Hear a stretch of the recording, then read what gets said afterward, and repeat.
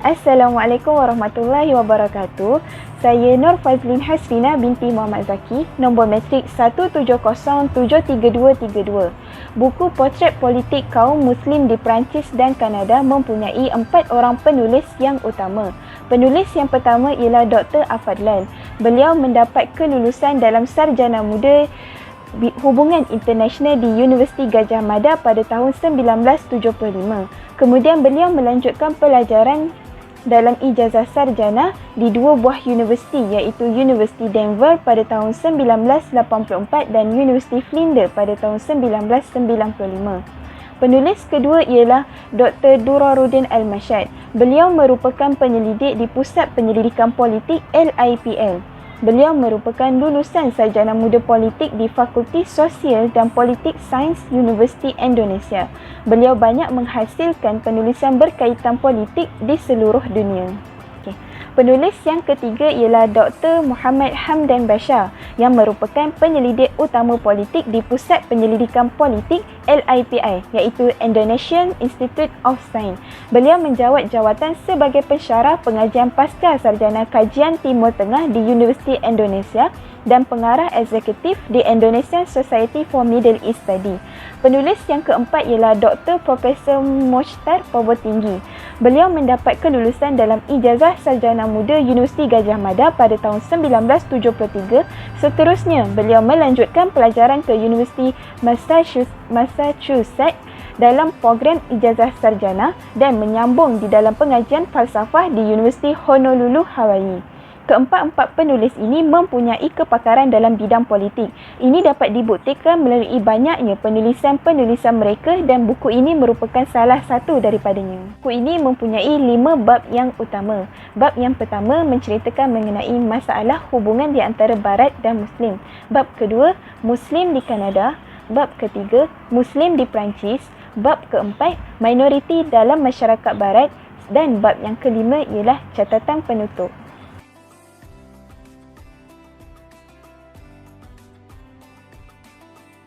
Bab 1 bertajuk Masalah Hubungan Barat dan Dunia Muslim yang ditulis oleh Mochtar Purwotinggi. Pada bab pertama ini, penulis telah menghimpunkan keterangan masalah yang berlaku dalam dunia kini di antara Barat dan Muslim. Dunia Muslim dan Barat telah bertembung sejak sekian lama dalam aspek sejarah, agama, politik, ekonomi dan kebudayaan. Kesemua perkara ini telah membentuk hubungan dunia yang sekarang terjadi di antara Barat dan Muslim. Penulis juga membawakan punca kepada hubungan politik yang berlaku antara dunia Muslim dan Barat. Muslim mempunyai pemahaman yang kurang tentang hakikat politik itu sendiri sehingga mereka terdorong untuk memasuki dan menguasai politik sedangkan mereka masih dalam keadaan yang lemah. Berbeza dengan Barat yang banyak mempraktikkan penipuan dan penindasan dalam terma politik demi mencapai matlamat mereka. Pertembungan Barat dan dunia Muslim memunculkan perasaan keunggulan pada diri masing-masing yang lahir dari sikap monopoli dan yakin mampu menjadi penguasa seperti sejarah terdahulu. Ini membuka kepada persaingan dan penguasaan politik dan ekonomi dunia. Perkara ini telah menampakkan kesannya pada hari ini, iaitu ketika umat Islam di seluruh dunia telah takut dengan bayang-bayang kejayaan Barat sehingga mereka terbiasa untuk diatur oleh Barat. Pada bab 1 ini juga, penulis telah memberikan pandangan untuk umat Islam agar sentiasa memahami dan berfikir secara terbuka serta tidak terlalu hidup dalam sejarah kejayaan dahulu sehingga tidak berusaha kepada kemajuan.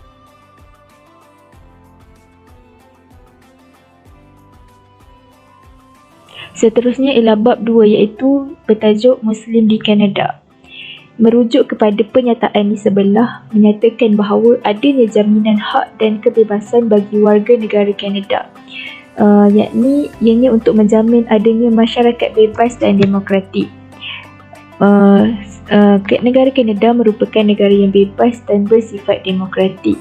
Namun ada satu kejadian yang menunjukkan masyarakat Barat melakukan stereotip yang negatif dan diskriminasi terhadap masyarakat yang beragama Islam, iaitu seperti yang berlaku di salah sebuah sekolah di Quebec, Kanada, iaitu wanita Muslim dihalau dari sekolah kerana tidak ingin menanggalkan hijabnya atau tudungnya. Kejadian ini menunjukkan bahawa masyarakat Barat sangat stereotip dan melakukan diskriminasi terhadap wanita muslimah. Dan apabila melihat wanita muslimah yang mengenakan hijab, maka masyarakat Kanada sering mengatakan bahawa this is Canada, you are free here, you don't have to wear that thing on your head. Mereka menganggap bahawa muslimah tersebut mewakili seorang teroris yang mana secara tak langsung menyulitkan kehidupan sebagai seorang warga Islam. Hal ini terjadi kerana masyarakat barat tidak memahami Islam dengan baik dan mengapa wanita perlu memakai hijab.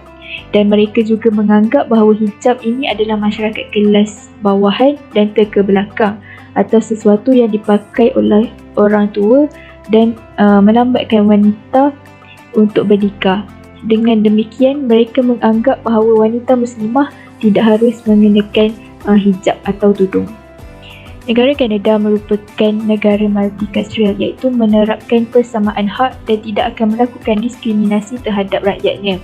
Mereka sangat menghargai perbezaan walaupun ada juga kes yang melibatkan diskriminasi terhadap orang Muslim yang mana boleh dilihat di dalam pasal 15 dan pasal 7. Di dalam Konstitusi Kanada 1986 ada menyebutkan tentang kebebasan iaitu kebebasan hati nurani dan agama, kebebasan berfikir, pendapat dan ekspresi kepercayaan, kebebasan berhimpun secara aman dan kebebasan berpersatuan. Negara Kanada merupakan negara yang tidak ada agama secara rasmi di sana. Di dalam Konstitusi Kanada 1867, Konstitusi 1986 disebutkan tentang Tuhan. Ini bermaksud mereka mengakui adanya Tuhan tetapi tidak tegaskan menyebutkan agama apa. Namun terdapat di beberapa tempat orang Kristian yang mempengaruhi kehidupan orang Kanada. Contohnya Hari Natal dan Hari Paskah mempunyai cuti secara nasional dan bersifat antarabangsa. Lagu kebangsaan di Kanada versi bahasa Perancis mengandungi ungkapan berkaitan dengan agama Kristian. Dan larangan buka kedai pada hari Ahad di beberapa tempat mengikut adat orang Kristian. Seterusnya ialah potret keagamaan di Kanada. Menurut bancian pada tahun 2001, dinyatakan bahawa 72% penduduk Kanada beragama Kristian iaitu mengikut mazhab Katolik dan Protestan. Yang tidak ada agama mempunyai 16% penduduk. Dari perubahan data antara 1991 memperlihatkan adanya kenaikan peratus dalam kalangan warga negara Islam iaitu daripada 253,265 orang pada 1991 meningkat menjadi 579,640 orang pada 2001 iaitu mengalami kenaikan sebanyak 108.9%. Dengan demikian, selama pertumbuhan pemeluk agama Islam di Kanada adalah yang tercepat dibandingkan agama yang lain. Bila dilihat dari kesemua penduduk Kanada, maka pemeluk agama Islam pada tahun 1991 hanya berjumlah 0.9%. Tetapi kemudiannya pada tahun 2001, jumlah itu mengalami peningkatan yang cukup tinggi iaitu menjadi 2%. Seterusnya keadaan umat Islam di sana, yang mana pada 2001 tercatat 579,640 orang iaitu sekitar 2% dari keseluruhan penduduk. Lebih dari setengah penduduk Muslim tinggal di Ontario. Wilayah Toronto rumah bagi Muslim yang tertua di daerah Scarborough.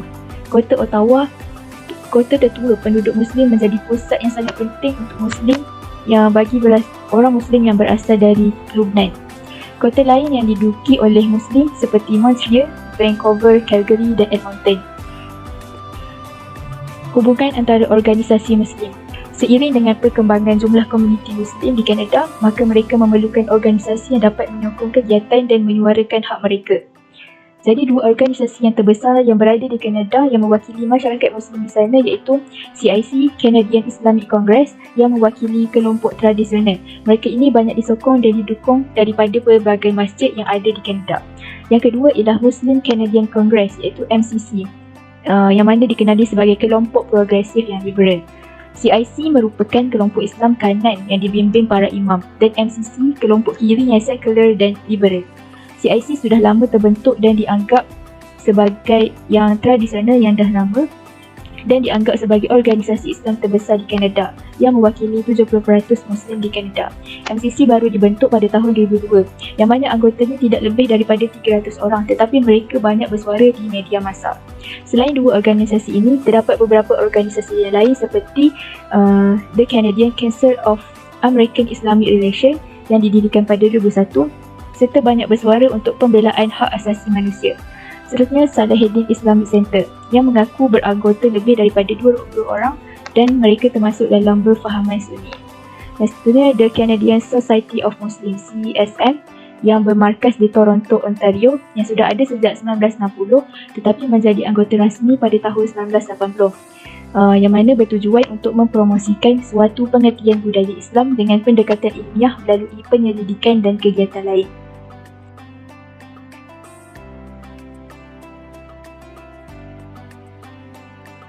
Seterusnya, bab 3, Muslim di Perancis. Perancis adalah sebuah negara yang terletak di Eropah Barat. Perancis menganut sekularisme yang dasar hukum berasal dari dua dokumen utama. Yang pertama, Konstitusi pada Oktober 1998 yang menetapkan Perancis menjadi negara sekular, demokrasi dan republik. Penetapan ini diharapkan oleh pemimpinnya dapat menerapkan kesamaan bagi semua tanpa dibezakan agama dan ras. Yang kedua, Separation of Church and State Act, iaitu pemisahan gereja dan tindakan negara pada tahun 1905. Ada lagi pengakuan dan jaminan langsung terhadap setiap agama di Perancis. 80% yang berderai Perancis menganut Katolik menandakan Kristian merupakan agama yang terbesar yang dianut di negara itu. Katolisme telah masuk dalam sejarah dan budaya Perancis. Perancis pernah mengalami konflik agama dan politik pada abad 16 hingga 20. Konflik ini berlaku antara agama Katolik dengan pemerintah negara. Oleh sebab itu, berlakunya pemisahan agama dan negara di Perancis. Rezim penguasa secara konsisten berpegang teguh dengan spirit hukum 1905 yang membangun pagar pemisah antara gereja dan negara untuk memelihara neutralitas terhadap keseluruhan komuniti agama. Akhirnya, tiada unsur agama dibicarakan, sama ada di institusi lembaga pemerintah ataupun pemasangan simbol agama. Jika ada yang cuba ingkar, akan dikenakan hukuman. Setelah 4 dekad, kaum Katolik menerima situasi itu telah masuk agama Protestan dan Yahudi dan diperlakukan sama seperti Katolik tanpa diskriminasi.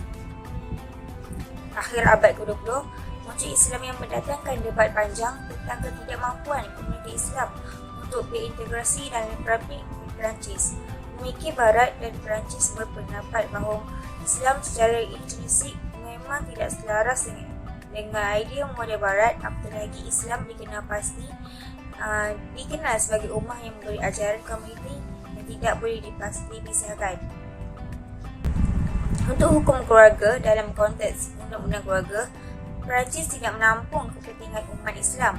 Di Perancis, bagi pemula agama Islam, perkahwinan tidak mendapat perlindungan, terutama poligami. Civil Code sebagai aturan hukum Perancis yang tidak menerima dan mengakui perkahwinan kedua, ketiga dan seterusnya bagi keluarga Perancis. Walaupun Islam membenarkan poligami, Perancis tetap juga tidak mengizinkan. Pada 1922, Perancis menyatakan penolakan jaminan sosial bagi isteri kedua dari warga Muslim Perancis. Jika isteri pertama mendapat insurans kesihatan dan kemudahan lain dari negara, isteri kedua tidak akan mendapat walaupun isteri pertama tidak duduk di Perancis, tetapi isteri kedua yang duduk di Perancis. Pada 1903, ditambah dengan aturan baru bahawa Muslim yang berpoligami tidak boleh membawa anak dan isteri kedua ke Perancis. Yang boleh mendapat perlindungan dan tempat tinggal hanyalah isteri pertama dan anak dari isteri pertama. Larangan memakai simbol keagamaan. Pada September 2004, Perancis telah melarang rakyatnya memakai simbol agama yang menyerlah di sekolah-sekolah kerajaan, terutama penggunaan tudung bagi Muslimah, kippah untuk kaum Yahudi dan tanda salib besar untuk kaum Nasrani. Pelaksanaan itu dilakukan dengan harapan dapat mengukuhkan kembali tradisi sekular Perancis di mana agama dan negara dipisahkan secara tegas. Aturan yang dibuat dilihat tidak berlaku spesifik kepada Islam, tapi dasar aturan itu asalnya untuk Islam.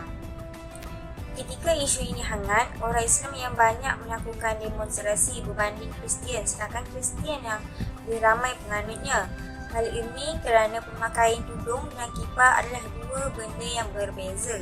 Tudung dipakai bukan sebab agama atau perayaan atau untuk meningkatkan keyakinan, tetapi kewajipan orang Islam untuk menutup aurat sesuai dengan perintah dalam Al-Quran. keadaan Muslim dan non-Muslim, rakyat Perancis dikenal tidak mudah meniru gaya hidup orang lain.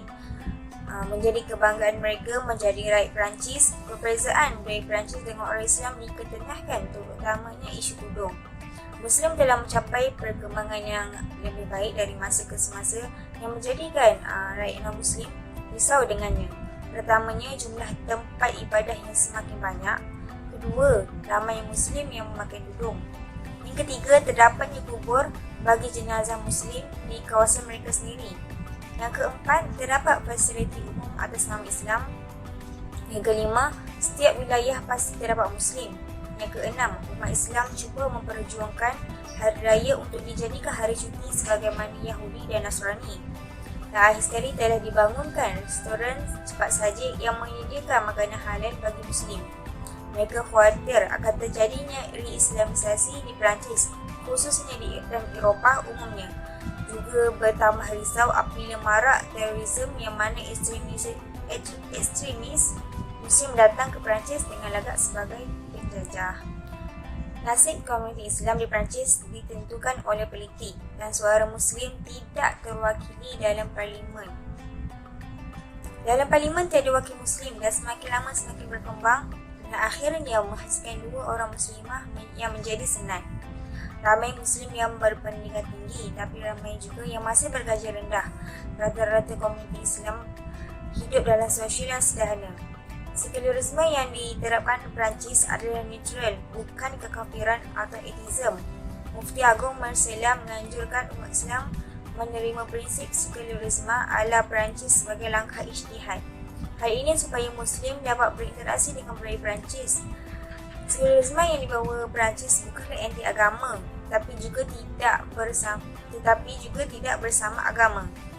Sikap akomodatif yang cuba diterapkan adalah bagi mencegah kemudaratan yang lebih besar.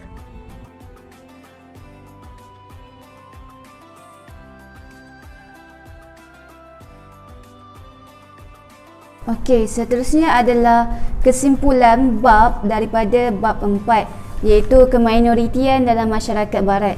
Bab ni membahaskan tentang pengiktirafan atau kedudukan masyarakat minoriti Muslim di barat, terutamanya di Perancis dan Kanada, yang mana ianya telah membahaskan tentang 6 perkara dalam bab ini, iaitu kategori minoriti Muslim, kewarganegaraan, ideologi kebudayaan Muslim dalam masyarakat dalam jaminan sosial barat, dan prospek masyarakat Muslim barat.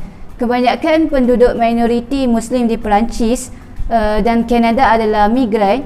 Hal ini menjadikan masyarakat pribumi di barat yang beragama Islam dianggap sebagai orang asing, kerana kebiasaannya mereka orang barat ni mengenali orang Islam orang sebagai orang Arab, iaitu yang datang daripada negara Arab.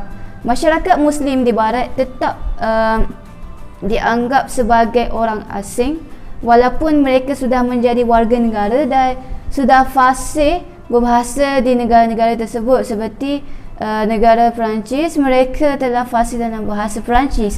Perkara ini mengakibatkan masyarakat Muslim di barat tersisir daripada politik negara yang mereka diami. Selain itu, penulis juga membahaskan tentang kewarganegaraan bagi masyarakat minoriti Muslim di barat. Bagi mendapatkan pengiktirafan kewarganegaraan di Perancis contohnya, perlulah mempunyai persamaan politik dengan orang putih, iaitu masyarakat migran Muslim, pengamalan agama mereka yang berbeza daripada penduduk asal, iaitu mereka mengamalkan ajaran agama Islam.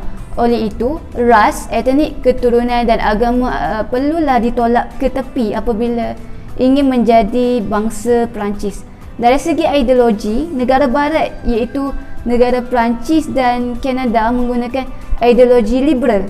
Berdasarkan bab tersebut, menyatakan perbezaan ideologi di barat boleh melabelkan seseorang tu sebagai musuh negara, serta pemerintahan barat berusaha untuk mengubah ideologi masyarakat Muslim yang berpegang dengan ajaran Islam. Jadi masyarakat Muslim di barat tu untuk mereka hindarkan diri mereka daripada didiskriminasikan, mereka ni perlulah membuat ideologi Islam dalam diri mereka.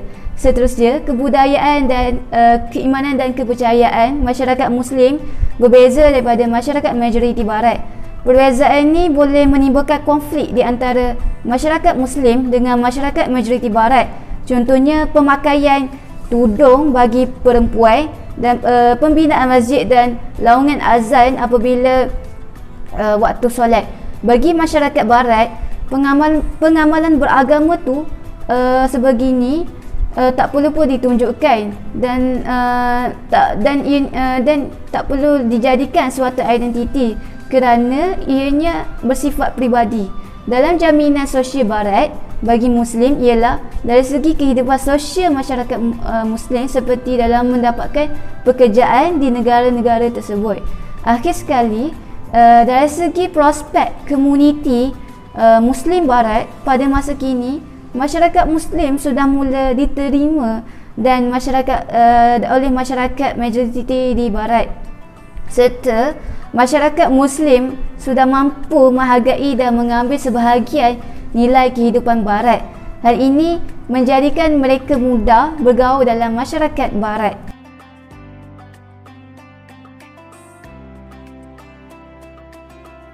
Buku ini menjelaskan tentang hubungan di antara minoriti Muslim dalam rencah politik khususnya di Kanada dan Perancis. Politik di Kanada dan Perancis mempunyai model kata sepakat yang berbeza ketika berbicara mengenai minoriti Muslim di negara tersebut.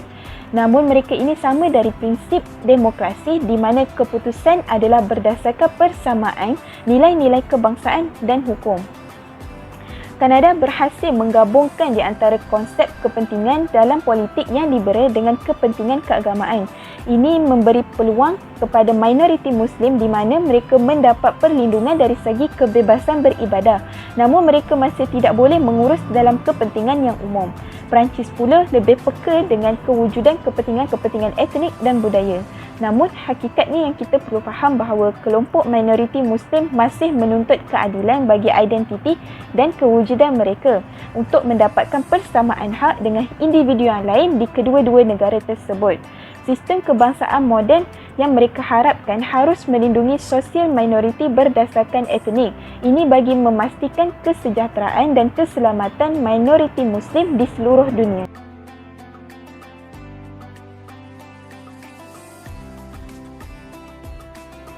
Okey, seterusnya adalah penilaian kami terhadap buku ini.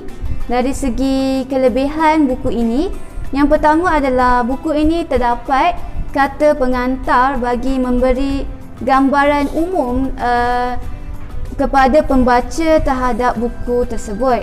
Yang kedua, penerangan yang diberikan dalam buku ini terperinci, iaitu penulis menerangkan tentang keadaan masyarakat minoriti Muslim di Kanada dan Perancis dari sudut politik, asimilasi dan hubungan masyarakat Muslim dengan kelompok majoriti orang putih di sana. Buku yang ketiga, buku ini mempunyai kelebihan dari sudut kepelbagaian bentuk penulisan dan pemikiran kerana melibatkan 4 orang penulis. Manakala yang keempat adalah penulis mempunyai banyak maklumat tentang masyarakat minoriti Muslim di negara Barat. Yang terakhir, yang kelima, buku ini menyatakan biodata ringkas bagi setiap penulis pada halaman belakang buku ini. Manakala penilaian kami terhadap kekurangan dari segi kekurangan buku ini, yang pertama adalah perkataan dan gaya bahasa yang digunakan oleh penulis sukar untuk difahami. Hal ini kerana penulis menggunakan bahasa Indonesia tulen. Yang kedua, analisis dan statistik di dalam buku ini bukan yang terkini kerana analisis dan statistik yang mereka gunakan adalah sekitar tahun 2001-2002 seperti itu. Contohnya, statistik yang dinyatakan di dalam buku tersebut, jumlah penganut agama di Kanada berdasarkan tahun 2001. Yang ketiga, definisi istilah tidak dinyatakan secara jelas. Jadi ianya perlukan tumpuan yang tinggi apabila membaca buku ini. Yang keempat, rujukan yang dirujuk penulis adalah bukan yang terkini, kerana rujukan yang dirujuk oleh penulis sekitar tahun 1999, 1995, tahun 2001, 2006 dan sebagainya. Yang terakhir, yang kelima, sumber rujukan di bahagian bibliografi tidak mengikut format American Psychological Association (APA). Menurut saya, buku ini sesuai dijadikan bahan rujukan dan bahan bacaan kerana maklumat yang diberikan bertumpu dan mudah difahami. Namun penulisan dari segi susun aturnya perlu dibaiki supaya pembaca lebih mudah memahami maklumat yang cuba disampaikan. Sekian daripada kami. Terima kasih.